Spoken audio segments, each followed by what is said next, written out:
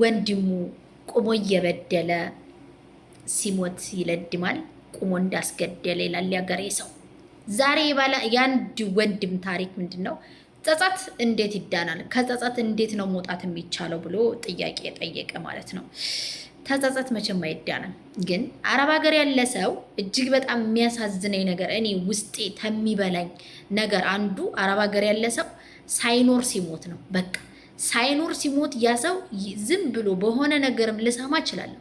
ወላ ታምሮ የቶሎ አይወጡም። ራሱ የሆነ ምስልስልስልስል ነው የምለው። አረብ ሀገር እንደዋዛ አይደለም። እዚህ እርሜን ጊዜን ብዙ ነገር ታልፏል። እና ከዚሁ መካከል ምንድን ነው 3 ወንድሞቿን ተራ በተራ በባህር ሲመላለሱ አቅድ መልስ የሆነ ህይወት አሳልፋ አልሆን ሲል አንድ ባል ታገባለች። ባሏ ትንሽ ተነሱ በመኪና የ8 ሰዓት መንገድ ነው እና ከዛ በፊት ያፈራችውን ንብረት አንሰጥሽም ይሏታል። ያችህት እዛ ባል ሀገር ሂዳ ትዳር ብላ ጀመረች። ቤተሰቦች የተውሽ እንዲህ አሉሽ ምናምን እየተባለ ወይ ተቤተሰብ አልተመቻት ወይ ከዛ አልተመቻት፣ እዝም መካከል በመውለድ ሞተች ማለት ነው። አሁን ምን አለ ተጸጸት እንዴት ይዳናል? እንዴትም አይዳንም። ሲጀመር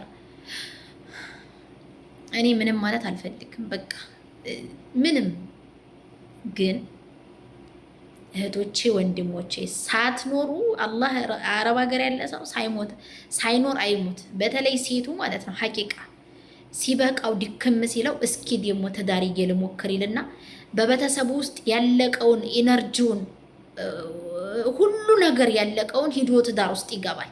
እንዴ ትዳር በራሱ የራሱ ቻሌንጅ አለው። የራሱ የምትጋፈጭው መንገድ ያለ የራሱ ለሱ የምትሆኝለት አቅም፣ ጉልበት፣ ኃይል የሚያስፈልግሽ አለ። ግን እኛ አረብ ሀገር ግን ያለን ሰዎች ምንድን ነው የሚመስለን? ቤተሰብ ጋርም ተጣላሽም ሰጠሽም ሁሉ ነገር ኤነርጂ ሲያቅ ትዳር መደበቂያ ይመስላል። ላወላ መቼም ሊሆን አይችልም። ትዳር እሱን የምትችይበት ትዳር የራሱን እንትን የምትችይበት ጉልበትም አቅምም ኢነርጂም ጸባይም ችሎታም ሊኖር ይገባል። ሁሉ ነገር ጥብጥብጥብጥብ አድርጎ ማንነትሽን ልቅ ብሎ ትዳር ውስጥ ዲሽ መደበቂያ ይሆነኛል? የማይታሰብ ነው ይሄ።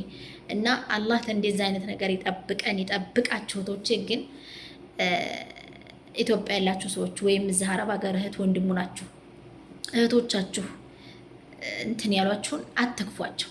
አለሁልሽ በሏቸው። ገንዘቤን ስጡኝ ታለ ብትሰጧቸው፣ ከሌለ ታልሰጣችሁም ብሎ አረብ ሀገር ያለ ሰው አይጣላም። ግን ትሸሻላችሁ፣ ስልክ ትዘጋላችሁ፣ ብሎክ ታደርጋላችሁ፣ ትሳደባላችሁ። ይሄን ነገር ተው። ድንገት ፈጣሪ ብሎ እነሱ የቀደሟችሁ እንደሆነ ትጸጸታላችሁ።